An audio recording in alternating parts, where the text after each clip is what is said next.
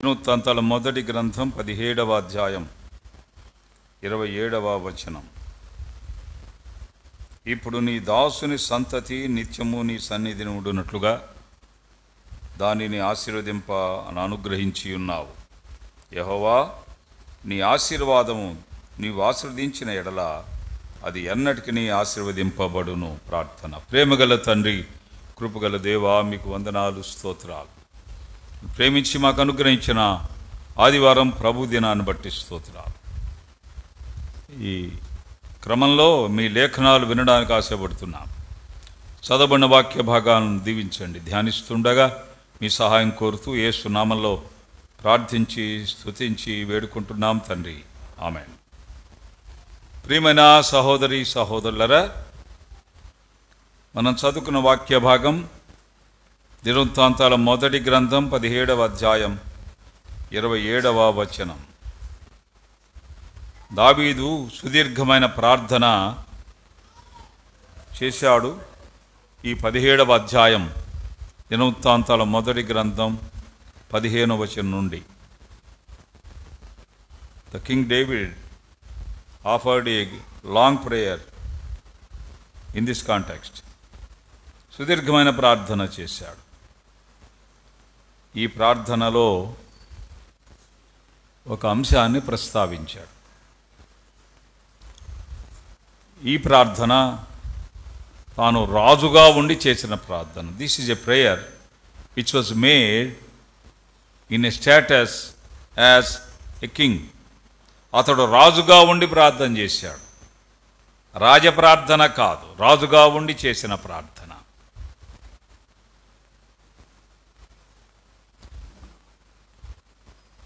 రాజుగా ఉండి, రాజు హోదాలో ఉండి తాను దేవునికి ప్రార్థన చేశాడు.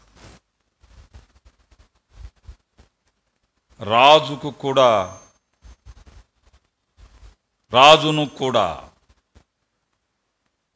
దేవుడు దీవించాలి. రాజును కూడా దేవుడు దీవించాలి. రోజు గడవని వాణ్ణి కూడా దేవుడే దీవించాలి. దైవ దీవెన అనే ఒక అంశం లోకంలో చాలా ఎక్కువగా చలామణిలో ఉండడం, బైబిల్లో చలామణిలో ఉండడం మనం చూస్తాం.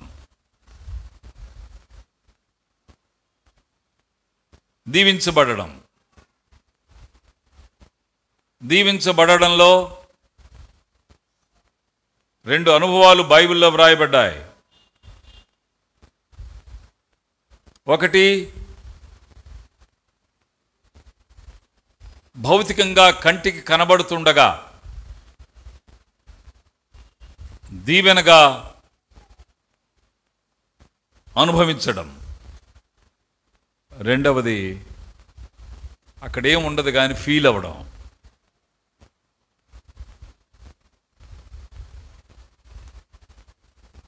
అక్కడ కనిపించదు కానీ ఫీల్ అవ్వడం. సంపద కనబడదు కానీ అది దీవెనగా భావించడం భక్తుల జీవితాల్లో మనకు కనిపిస్తుంది, భక్తుల అనుభవాల్లో మనకు కనిపిస్తుంది. ఇక లోకంలో ఇతర ఏ విషయాల్లో ఈ సంగతులు మనకు కనబడవు.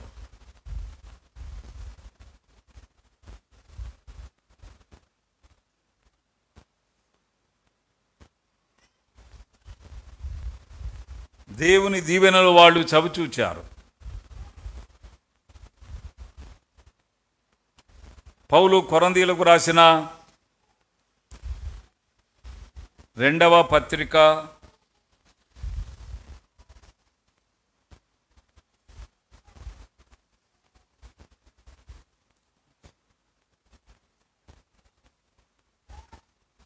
8వ అధ్యాయంలో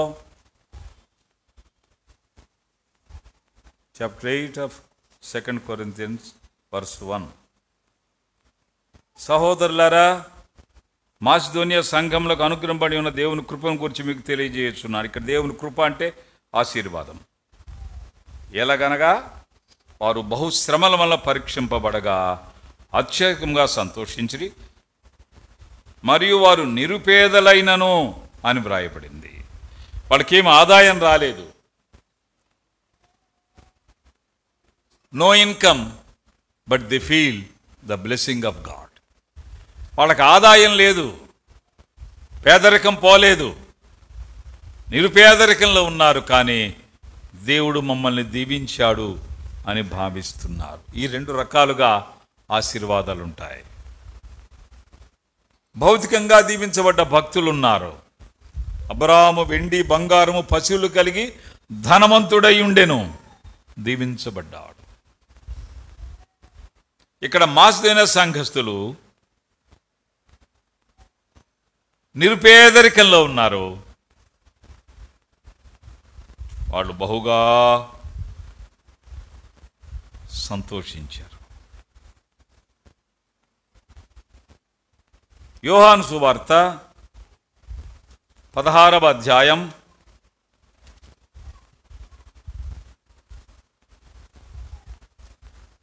33వ వచనంలో, నా యందు మీకు సమాధానం కలుగునట్టు ఈ మాటలు మీతో చెప్పుచున్నాను. లోకములో మీకు శ్రమ కలుగును, ఆయన్ను ధైర్యం తెచ్చుకోండి, నేను లోకమును జయించి ఉన్నా. లోకములో ఉన్న శ్రమ కంటే శ్రమ ఉన్న లోకాన్ని జయించిన దేవుడు మనతో ఉండడం అనే ఫీల్. మీకు అర్థమైందా ఈ మాట? లోకంలో ఉన్న శ్రమ కంటే, వింటున్నారుగా, లోకములో ఉండే శ్రమ కంటే లోకంలో ఉన్న శ్రమను జయించిన దేవుడు, అంటే లోకాన్ని శ్రమను జయించిన దేవుడు మనతో ఉండడం అనే ఫీల్. జబ్బు తగ్గలేదు కానీ అన్న డాక్టర్ పక్కనే ఉన్నాడు ఫీల్.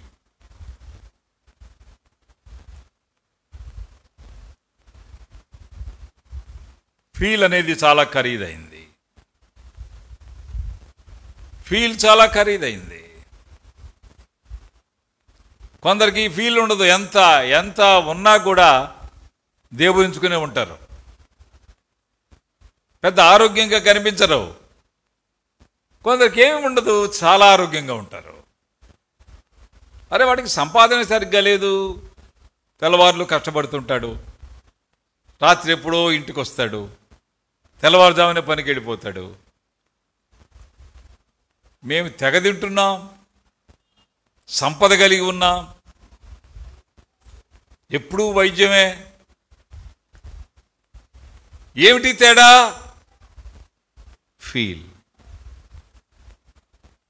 ఫీల్ అంతా ఇంపాక్ట్ చూపిస్తుంది. The very feel. మేము నిరుపేదలమే, కానీ దేవుడు మాతో ఉన్నాడు. శ్రమలున్న లోకాన్ని జయించిన దేవుడు మాతో ఉంటే మాకు లోకం లెక్క కాదు, లోకంలోని శ్రమలు లెక్క కాదు. ఫీల్. దేవుని గురించి మన ఫీల్ ఏమిటండి? దేవుని గురించి మన ఫీల్ ఏమిటి? ఫీల్ అవుతున్నారా అడిగినందుకు? What is our feel about our God? ఆయన మనతో ఉన్నాడని ఫీల్ ఉందా? ఆయన మనతో ఉన్నాడని ఫీల్ ఉంది. ఇశ్రాయేల్ ఎలా ఫీల్ అయ్యారో చూడండి. 8వ అధ్యాయం యెషయా గ్రంథం 8వ అధ్యాయం. వాళ్ళు ఇలా ఫీల్ అయ్యారు. యెషయా గ్రంథం చూడండి, 8వ అధ్యాయంలో వాళ్ళు ఇలా అంటున్నారు. దేవుని గురించి వాళ్ళ ఫీల్ గురించి ఒక స్టేట్మెంట్ ఇచ్చారు. చూడండి ఏమిచ్చాడండి. 8వ అధ్యాయం 10వ వచనం చూద్దామా?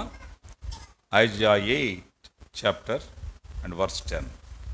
ఆలోచన చేసుకొను, అది వ్యర్థమగును, మాట పలికను, అది నిలవదు, దేవుడు మాతో ఉన్నాడు. మా ఆలోచనలు కాదు, ఇలా చేస్తే అలా అవుతుంది, అలా అయితే ఇలా జరుగుతుంది, ఇలా అలా ఎలాగో మారిపోతాం. ఇది ఆలోచన. నిద్రపడ కొందరికి నిద్ర పట్టదు. మనకంటే కొందరు బాగా ఉంటే వాళ్ళు బాగా నిద్రపోతారు, మనం నిద్రపో. ఇదొక feel.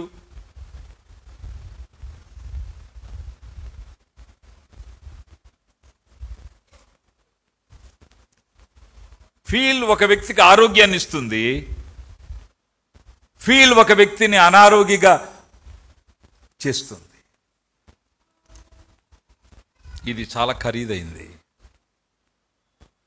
It's very very costly. నిరుపేదలైనను వారు బహుగా సంతోషించారు. లోకంలో శ్రమ ఉంది, ఆయన్ను ధైర్యంగా ఉన్నారు. బహుశ్రమలో పరీక్షింపబడగా అత్యధికముగా సంతోషించరి. ఇది ఎలా సాధ్యం? ఇది ఎలా సాధ్యం? ఫీల్,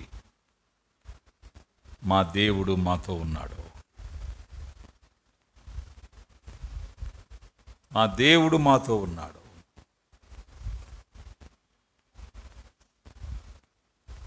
ఆలోచన వ్యర్థమవుతుంది, మాట పలికినా కూడా అది నిలవదు. మాతో ఉన్న మా దేవుడు మా ఆలోచనలను మించినవాడు.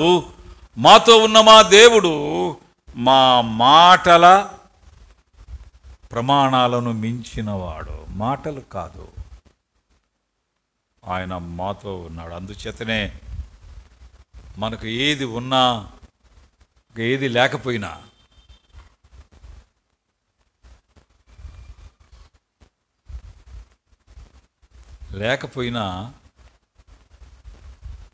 లేదనే ఫీల్ కానీ, దాని గురించిన ఆలోచన కానీ, దాని గురించినటువంటి తలంపులు కానీ మనల్ని నిద్ర పట్టకుండా చేస్తే మనము లేని దానికి మనము బానిసలం. We shall be the slaves unto the things that we are not having. మనకేదైతే లేదో దానికి బానిసలం. బండి లేదా బండికి బానిసలం, బంగారం లేదా బంగారానికి బానిసలం. మనకి ఏది లేదో అది మనకు బానిస కావాలి, మనం దానికి బానిస కాకూడదు. బానిస కాకుండా ఎట్లా ఉంటామన్నా, 10 గ్రాములు 73,00,000 అంట. 10 గ్రాములు 74,000 పలుకుతుంది ఇప్పుడు బంగారం మార్కెట్. ఇలాగ దిగులు పడకుండా ఉంటాం. మరి కళ్యాణ్ జ్యువెలరీ దగ్గర మంచం వేసుకోండి, సరిపోదు. ఫీల్ చాలా ఖరీదైంది. ఫీల్ ఉంటే కళ్యాణ్ జ్యువెలర్స్ మన ఇంట్లో ఉంటుంది. లేకపోతే మనం మెట్ల మీద ఉంటాం, ఆ జ్యువెలర్స్ మెట్ల మీద ఆ షట్టర్ లాగిన అక్కడే పడుకున్నట్టు ఫీల్ అవుతాం. ఫీల్, బహుశ్రమల వల్ల పరీక్షించబడ్డాం.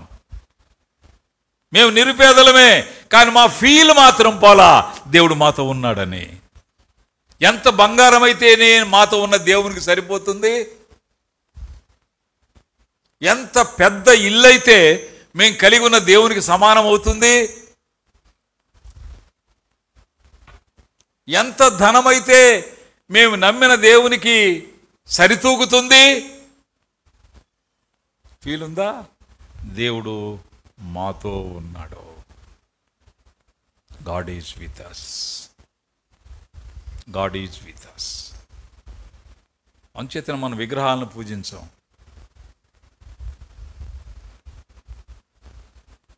విగ్రహాలను పూజించాం. ఎందుకని? ఆయన మనతో ఉంటే మళ్ళీ విగ్రహం ఎందుకండి?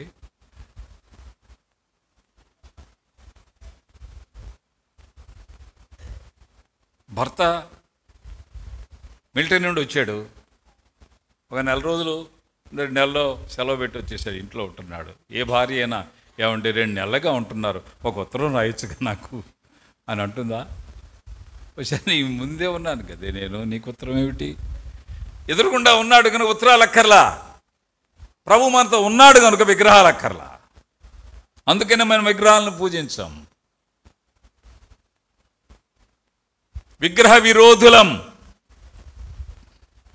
నిగ్రహ ప్రేమికులం.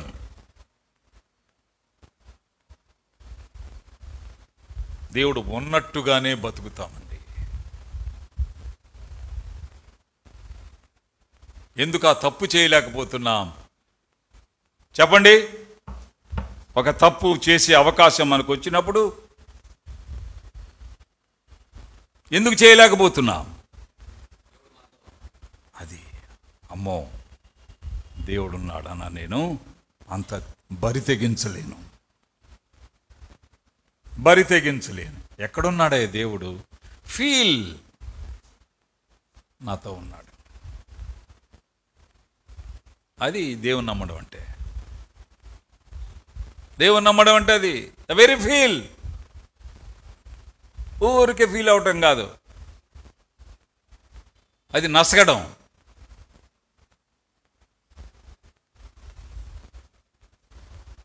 చిన్నదానికి పెద్దదానికి ఫీల్ అవుద్దన్నా అనేవాళ్ళు లేరా? ఆ ఫీల్ అయ్యే వాళ్ళు ముఖంలో సంతోషం ఉండదు. ఎప్పుడు దిగాలుగా ఏదో పోగొట్టుకున్నట్టు, బస్ స్టాండ్లో బ్యాగ్ పోగొట్టుకున్నట్టు కదండి. బస్ స్టాండ్లో బ్యాగ్ పోగొట్టుకున్న వాళ్ళ ముఖం చూసారు ఎప్పుడన్నా? అలా ఉండరు, జలజల ఉంటామండి, పలకరిస్తాం. We speak to others. అక్క, అన్నా, తమ్ముడు, ఇది ఉందా మనలో? ఇది one of the characteristics of feel. నువ్వు ఎవరిని పలకరించకపోతే ఆ ఫీలింగ్స్ లేవన్నమాట. ఫీలింగ్స్ లేకపోవడం అనేది అనారోగ్యం.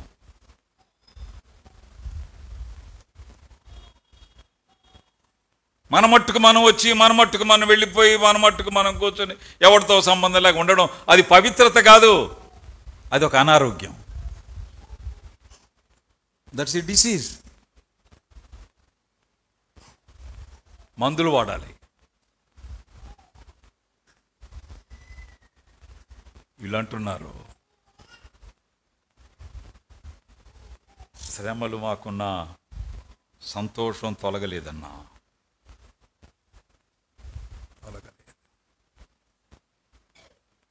మనం అలా మాట్లాడుతుంటే మనకు స్నేహితులు ఎక్కువ అవుతారండి. మనల్ని అభిమానించేవాళ్ళు కానీ, మన మీద ఆదరణ చూపించేవాళ్ళు కానీ, మన క్షేమాన్ని కోరుకునేవాళ్ళు కానీ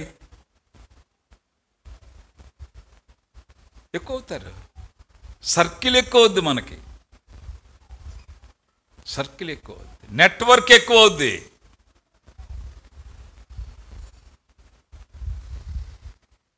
నెట్వర్క్ ఎక్కువ అవుద్ది.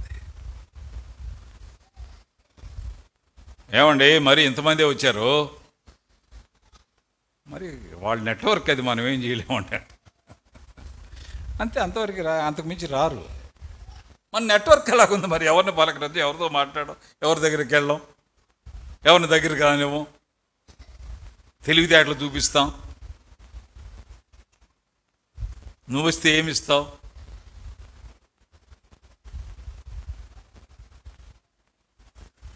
అన్నట్టుగా ఏం తెస్తావు, నీ దగ్గరికి వస్తే ఏమి ఇస్తావు అన్నట్టుగా. ఇవన్నీ కూడా లోక సంబంధమే తెలివితేటలండి. క్రైస్తవ విశ్వాస జీవితంలో ఆయన నమ్మడం ద్వారా our very feelings have a revolutionary change. Revolutionary change.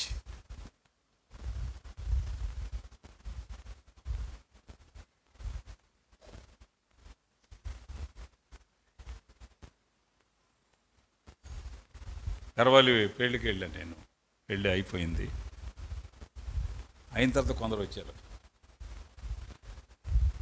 అక్కడ పెళ్ళిలో ఉండగానే స్టేజీ మీద ఒక ఆయన వచ్చి, సార్ కొంచెం మీరు బయటకు వచ్చినాక మాకు కొంచెం టైం ఇస్తారా అన్నాడు.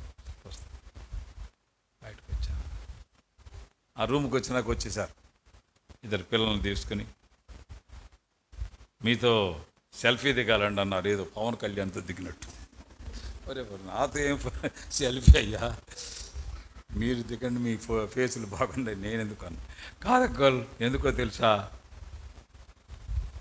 మీరే మా పెళ్లి చేశారు, ఇదిగో ఇద్దరు పిల్లలు వాళ్ళే, పెళ్లి తర్వాత ప్రభు మాకు ఇచ్చాడు. ఇంకా అలాగే చాలా కుటుంబాలు పలకరించేవాళ్ళు. అన్నా పోయింది సార్, నేను వచ్చాను. అప్పటికి ఇప్పటికి టెంపో తగ్గలేదన్న, మేము ఎంజాయ్ చేస్తున్నాం. మరొకరు వచ్చాయా, మా ఇంటికి రండి దయచేసి, వెళ్ళేటప్పుడు వెళ్ళలేకపోయాం. మరొకరు దారిలో కారాపేసి, అన్న మీకొరకు ఎదురు చూస్తున్నారు రండి, మేము ఇక్కడ కారాపుకుని ఉన్నాడు, ఆ ఇంటికి వెళ్ళాం. ఎందుకు ఈ కనెక్టివిటీ ఉంటుంది, మనం పలకరిస్తాం మనుషుల్ని, వి స్పీక్ టు దెమ్. ఏ తమ్ముడు బాగున్నావా, వాడి గుండె తల్లు ఉంటుంది. అన్న పలకరించాడే, ఏంటయ్యా అలాగున్నావు. ఆ ఇంటికి వెళ్ళిన కుర్రవాడు అన్నాడు, విజయరాజుతో కూడా చెప్పాడన్నమాట, మా నాన్న లేడు కానీ విజయరాజు అన్న, మా నాన్న నుండి పొందే ఆదరణ నేను అన్న నుండి పొందుతున్నా. ఏదన్నా ఇబ్బంది వస్తే వెంటనే ఫోన్ చేస్తా, ఏం చేయాలో అడుగుతా, ఆయన సలహా ఇస్తే అలా చేస్తా, అలా చేశాను కూడా. కనెక్టివిటీ. మనమైతే పెద్ద మేధావులోనూ కాదు, మన ఏరియా ఎంత ఏరియాలో మనకు తెలుసు. నేను ఎంత ఎర్రోడు అంటే చెప్పనా, నాకంటే ఎర్రోడు ఒకడు లేడు, ఇంకెవడు లేడు. నాకంటే ఎర్రాడు ఇంకెవడు లేడు, అంత ఎర్రాడు. కానీ దేవుని నమ్మడం అనే వెర్రితనంలోకి మారింది అది. That has converted into believing lord. మన కనెక్టివిటీ పెరుగుతుంది, కనెక్టివిటీ పెరుగుతుంది, వికాసం వస్తుంది, ఒక అంశంలో వికాసం వస్తుంది, వివేకం వస్తుంది. అందుచేతనే దావీదు అడుగుతున్నాడు, ఏమని అడుగుతున్నాడంటే 17వ అధ్యాయం 27వ వచనం దినవృత్తాంతాల మొదటి గ్రంథంలో, యెహోవా నీ ఆశీర్వాదము నీవు ఆశీర్వదించిన ఎడల అది ఎన్నటికి ఆశీర్వదింపబడి ఉండును.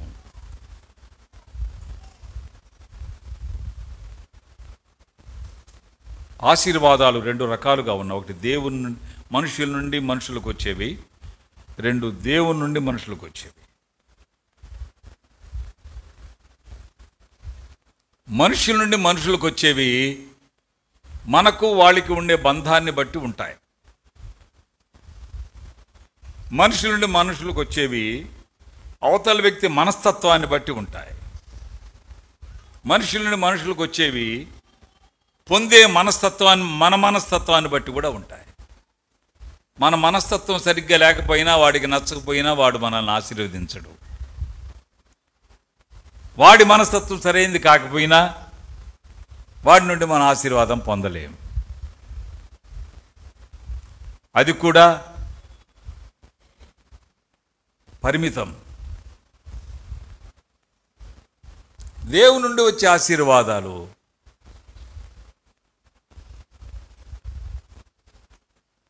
శాశ్వతం. అరే ఈ దీవెన 3 నెలలేరా, 2 monthsకి ఎక్స్పైర్ అయిపోద్ది, దాన్ని మళ్ళీ నువ్వు రెన్యూల్ చేసుకోవాలి అంటు దేవుడు. అందుకే అంటున్నాడు, యెహోవా నీవు ఆశీర్వదించిన ఎడల అది అన్నటికీ ఆశీర్వదింపబడి ఉంటున్నావు. You bless my family lord, that shall be blessed for ever. మీరు ఆశీర్వదించండి, మీరు ఆశీర్వదించండి. దేవుడు దీవించాలి, దేవుడు దీవించాలి. అందుచేత మన కుటుంబం దేవుని ఆశీర్వాదం పొందాలి అని మనం భావించాలి. మొదట we should have that strong feel that God should bless our family. Why? The reason behind is he shall be blessed forever. అది అన్నిటికీ దీవించబడుతుంది. మనం ఉండం, కానీ దీవెనకు చావుండదు. దేవుని దీవెన మరణము లేనిది. దేవుని దీవెన చావులేనిది. ఆయన మన రక్తాన్ని దీవిస్తాడు. దీవించడం అంటే ఈ బ్లెస్ అవర్ బ్లడ్. అందుచేత మన రక్తం ఉన్నంత వరకు దీవెన వస్తుంది.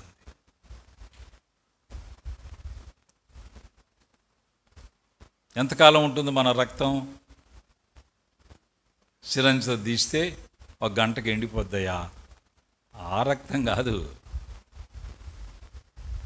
మనము మన సంతానం. మన సంతానం మన రక్తం కదా. వాళ్ళ సంతానం, వాళ్ళ సంతానం, వాళ్ళ సంతానం, వాళ్ళ సంతానం.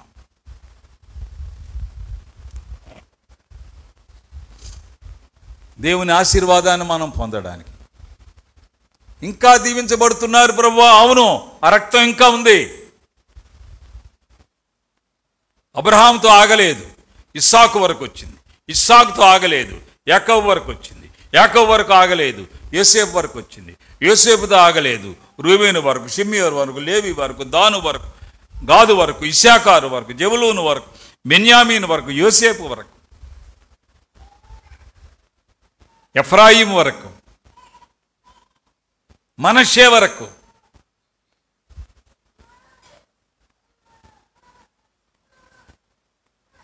దేవుని దీవెన మన రక్తబంధం అవుతుంది. ప్రియులారా, దావీదు గ్రహించి అంటున్నాడు, నీవు ఆశీర్వదించితే అది ఎన్నటెన్నటికి ఆశీర్వదించబడును. అంచేతన వీళ్ళందరూ భక్తులు మా పితరుల దేవుడు అనేవాళ్ళు. God of our four parents, our ancestors, వాళ్ళు దీవించబడ్డారండి. అందుచేత అది మాకు అందింది. అన్నా, దేవుని నమ్మిన తరం ఇది 4వ తరం అన్నా. మా ఇంట్లో ఇది 4వ తరం.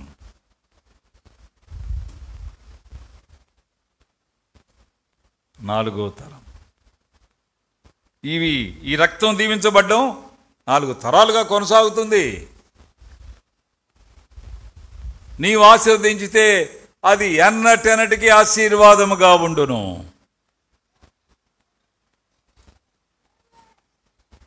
ఎందుచేత చూడండి, ఈ 13వ అధ్యాయంలో దినవృత్తాంతాల మొదటి గ్రంథంలో దావీదు గూర్చి వ్రాయబడిన మాట చదువుకొని మనం ముగించుకుందాం. ఇది 18వ అధ్యాయం చూడండి, 6వ వచనంలో, ఈ ప్రకారం దావీదు పోయిన చోట్లెల్లా యెహోవా అతనికి సహాయం చేయుచు వచ్చెను.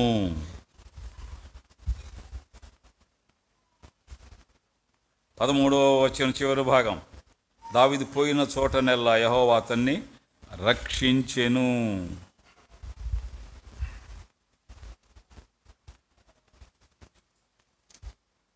యెహోవా అతన్ని రక్షించెను. 9వ వచనం 11వ అధ్యాయం, సైన్యమధిపతి యెహోవా అతనికి తోడై ఉండగా దావీదు ఈ ప్రకారం అంతకంతకు వర్ధిల్లెను. ఇవన్నీ చూచిన దావీదు అంటున్నాడు, ఏమని? నీ ఆశీర్వాదము నుండి, నీ ఆశీర్వదించిన ఎడల అది ఎన్నటెన్నటికి ఆశీర్వాదముగా ఉండును. If it is blessed by you, Lord, it shall be blessed forever. నా ప్రియమైన సహోదరి సహోదరులారా, ఏదో లాట్ వచ్చి పడడమే దీవెన కాదు. ఆ లాట్ అయిపోతుంది కొంతకాలమే, కొంతకాలానికి ఆ లాట్ అయిపోతుంది, ఆదాయం అయిపోతుంది.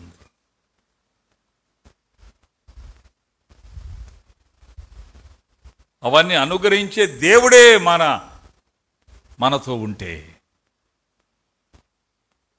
అది ఇంకెంత ఆశీర్వాదం, అది ఇంకెంత ఆశీర్వాదం.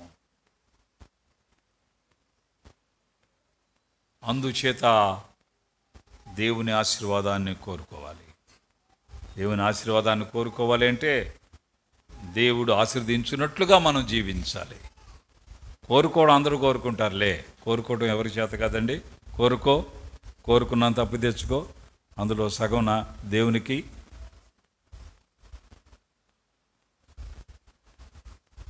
ఇప్పుడు మిగిలింది ఎంతో చెప్పు, మొత్తం ఎంత ఉందో నేను చెప్తా అన్నాడంట.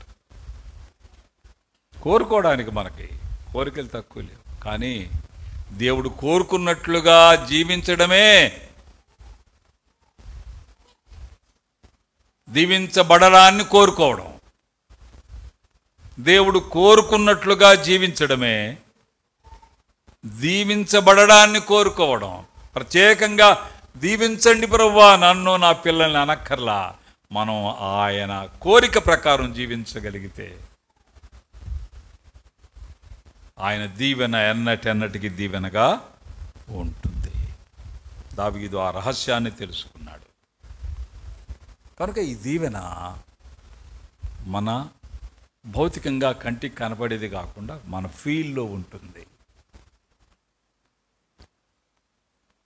మన భావనలో